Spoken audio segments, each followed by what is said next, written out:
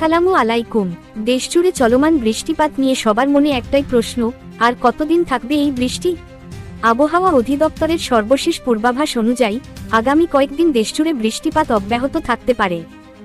বিশেষ করে উপকূলীয় অঞ্চল, ঢাকা, চট্টগ্রাম, খুলনা এবং সিলেট বিভাগে ভারী থেকে মাঝারি বৃষ্টি হওয়ার সম্ভাবনা বেশি।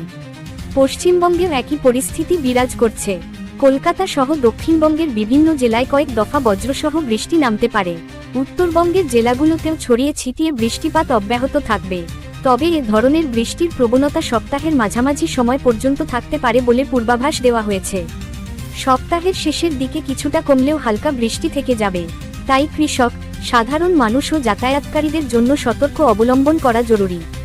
আবহাওয়ার এমন খবরে আপডেট পেতে আমাদের সাথে থাকুন, আর অবশ্যই চ্যানেলটি সাবস্ক্রাইব করুন। সামনে বিশেষ উপহার পাওয়ার সুযোগ রয়েছে সাবস্ক্রাইবকারীদের জন্য।